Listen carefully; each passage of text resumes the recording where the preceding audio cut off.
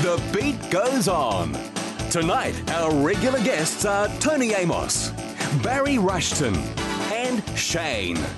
And your host on The Beat Goes On, Gerard Smith. Once again, a big welcome to The Beat Goes On. Tonight, our special guest is Maggie Wild. Maggie has a brand new book called Unzip the Fat Suit Using Your Mind. Be ready to win a copy of this fabulous new book. And right now, it's time for that time when we talk to our special guest. Tonight, our special guest is Maggie Wild. Maggie has a brand new book called Unzip the Fat Suit Using Your Mind. Be ready to win a copy of this fabulous new book. Maggie Wild, welcome to The Beat Goes On. Thank you, Jared. Wonderful to be here. Thank you for zipping across the Tasman, because you've got a couple of conferences in New Zealand. You're a keynote speaker, and you've found time to come and see us on The Beat Goes On. Thank you very much. It's my pleasure. And talking about zipping, you've got a great new book called Unzip the Fat Suit Using Your Mind. Ooh, mind That's my potential. specialty. It's all about the mind. It's all about the mind, yeah. I see people, you know, they're full of anxiety, they worry about things. In fact, you can see their mind destroying their lives, can't you? So what's the book all about for anybody, anyway? It's a great read for anybody, isn't it? Absolutely. It actually has, it covers everything, because obviously weight loss, everybody knows what they should be doing. They know what they should be eating. They know what they should be moving their body. They know they should be drinking water. And what we've discovered, Why don't we? because of what's going on in the mind, we've got all of these sabotage patterns, this wiring in the brain that we learn as patterns in our childhood.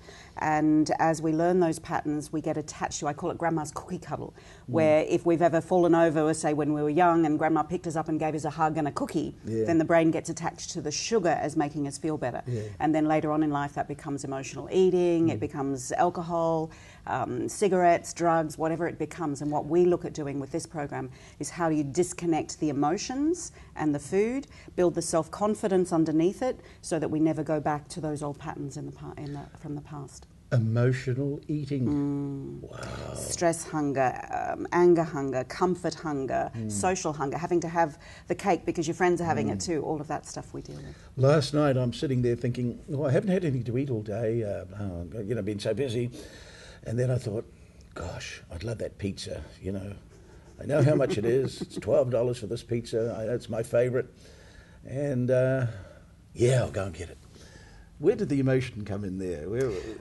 Because it did. It would have. Yeah, absolutely. If it was comfort, if you'd had a stressful day, depending on what your patterns have been. Yeah. So if you've had a really busy day and you've learned at the end of a busy day you reward yourself, then reward hunger is another type of emotional I've done eating. a lot of work today. I think I deserve that pizza. Yep. I know it's going to increase this wonderful... Your brain knows it, absolutely, but you still persist through. And then normally afterwards there's that guilt pattern. There's the blame and shame. I can't believe I did that. I can't believe I ate it all. Yeah. Well, I wasn't so guilty, but you're dead right about the guilt, because I thought to myself, well, that's all I've had to eat all day, just that one pizza. The justification. That's my justification coming in. Oh, my gosh. Let's start this interview again. I'm hooked. So let's look at life. I mean, there's 1,000 addicts out there, isn't there? 1,000 addictions and 1,000 addicts, and it's all to do with the emotion controlling the brain. So why did whoever designed us, the grand architect, wonder why they put emotions in the human being? Well, feelings and emotions are actually how the brain learns. So neural pathways develop in the brain by having feelings. When we have feelings, when we have sensations, we develop a protein on a neural pathway. So a new neural pathway pushes through in the brain, which is the brain learning. So emotions are there to actually help us experience life, and it helps the brain grow and get a concept of what life is all about. And it teaches us what's safe, what's not safe, and when it works well, emotions are very helpful. It's just when we are programmed through stressful responses, and originally this system was devised in order to run away from saber-toothed tigers and feed our families in the caves.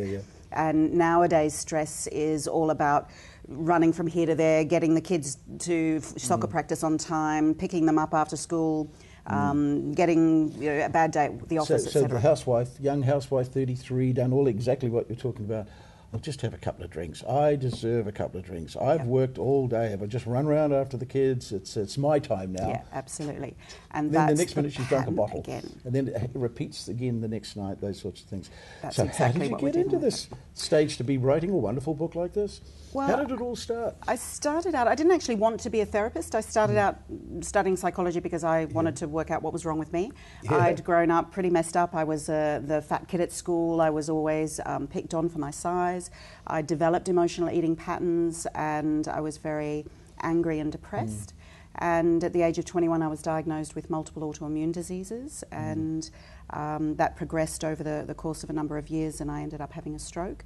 And for me, it was about how do I take the therapy side of it and work out how to make that work even better so that I could reprogram my brain, so I could overcome the damage from the stroke, so I could overcome the disease and fix these addictions that I had.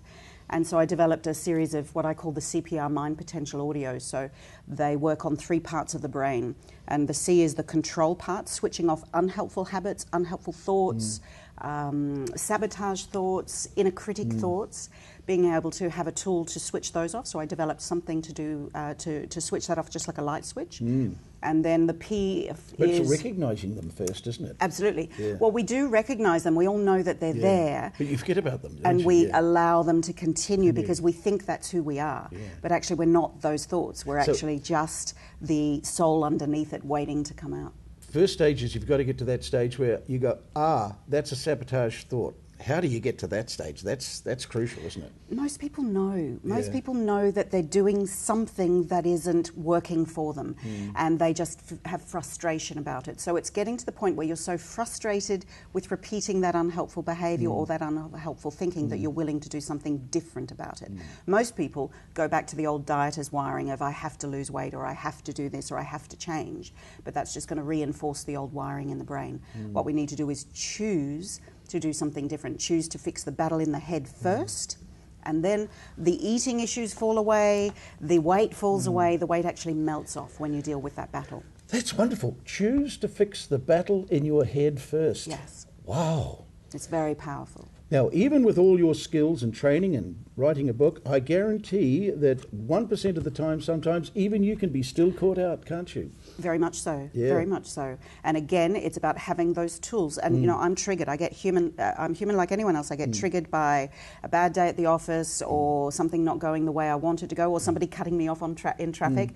And so I have a set of skills that actually, within a 5 to 10 seconds, you can actually switch off the stress response in the body, because the minute you are in the stress response, I can't believe this is happening, I'm frustrated, then what's actually happening is you've switched off digestion, you've produced belly fat hormone cortisol, and the brain is then in the stress response thinking you've got a tiger chasing you, but in fact the tiger's inside your head. Yeah. Right. Here's a great example.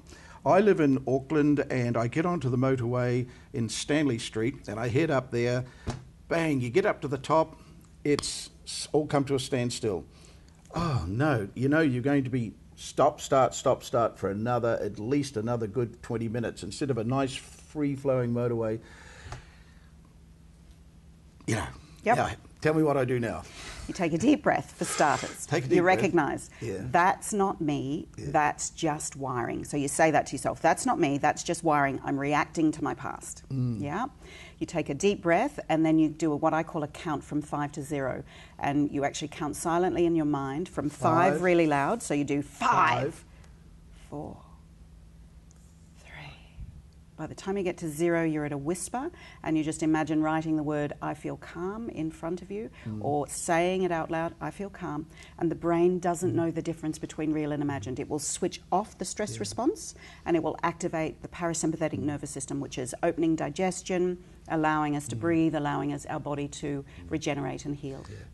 How do you remember to do that technique when it happens, you see? So It is practice, and it's about It's doing practice, that technique 4 or 5 times a day, whether you think you're stressed or not, because stress accumulates, and we think we're fine, we think we're in a balanced way, and then we just do that 5 to 0 technique, and our body literally lets go, and we didn't realise we were holding stress. So I recommend actually tying it into things that you do regularly throughout the day anyway. So every time you go to the toilet or the bathroom, every time you get a glass of water, just do the technique so your brain becomes trained. That's one of the way the brain learns, is through emotion, sensation and repetition. So if you just do it again and again, you're more likely in a stress response to have that as your, what I call your default wiring, your factory setting, is to remember to do that automatically. Your default wiring, your factory setting. Yeah, that's great, isn't it? Maggie, a little bit about yourself. Wonderful product, and we're going to give away 3 of these wonderful books. And the DVD, that's in You're the living in box as well. Australia?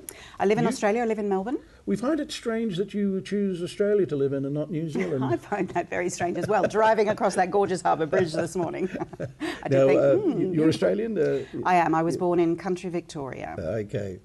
And tell us about Australia. The percentage, the Australian Psychological Society did a survey last year, and it tied in, looked at America, it looked at New Zealand, it looked at Australia, and it talked about, the results were that 3 out of 4 people emotionally, they stress eat.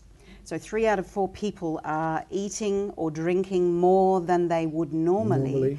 Because they've had a bad day at the office, or because this has happened in the past, we haven't dealt with it yet. We've got the accumulated stress where we haven't actually managed stressful situations over long periods of time.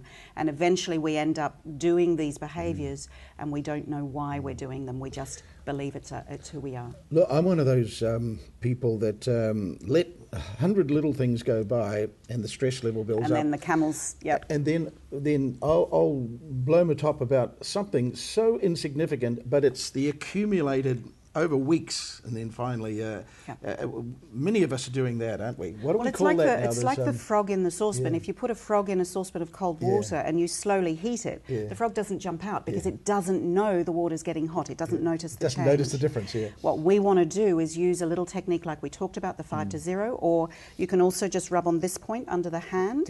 As you rub on that point, or each of the thumb and finger points, and you just simply say, that's not me, that's just wiring. I switch it off.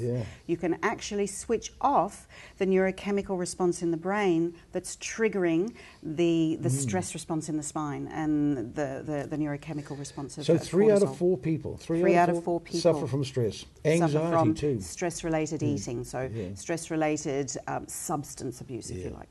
We've believed up till this point that the diet will fix it. That's why there are thousands of diets out there. And if the diet was going to fix it, it would have fixed it by now. It would have fixed the obesity crisis by now. Diets will not work because all diets are doing are depriving us of what we want. Therefore, the wiring in our brain that's related to stress gets triggered. We get resentful. We resent that other people get to have what we can't.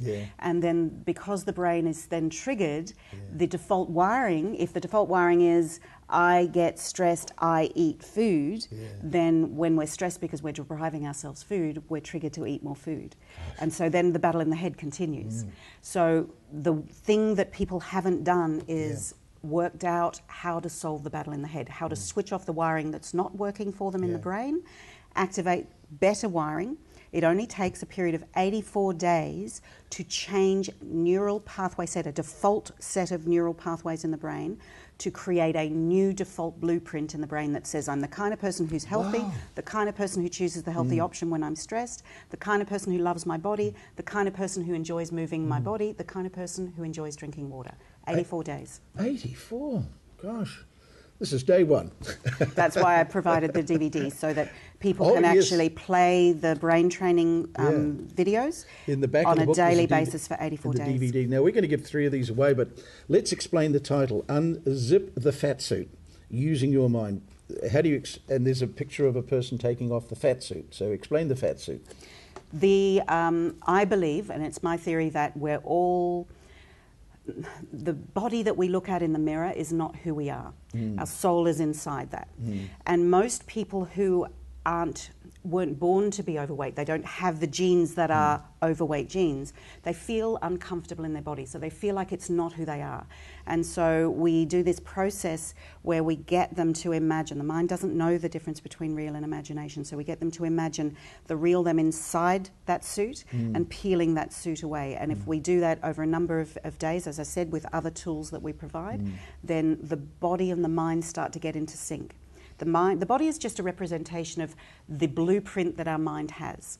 So if the blueprint is I'm 84 kilos, but I want to be 65 kilos and I've got that battle in my head, then the 65 kilo you is inside and we need to unzip the excess 19 kilos or whatever it is. This is great stuff now. I guarantee after your talk that there's many of our baby boomer viewers would just love to have one of these books. So what we need to do, they need to email Jared at thebeatgoeson.co.nz, and in the subject line, I think we should ask our viewers to write, how do I stop the battle in the mind? How do I stop the battle in the mind? That's what it's all about. Yeah. So if our viewers could put that in the subject line, we will do a draw, and 3 lucky viewers will win a book, plus, I think this is wonderful, the CD, which is also included in the back. But what, say somebody wanted to actually buy, they don't win this, they'd like to buy the book.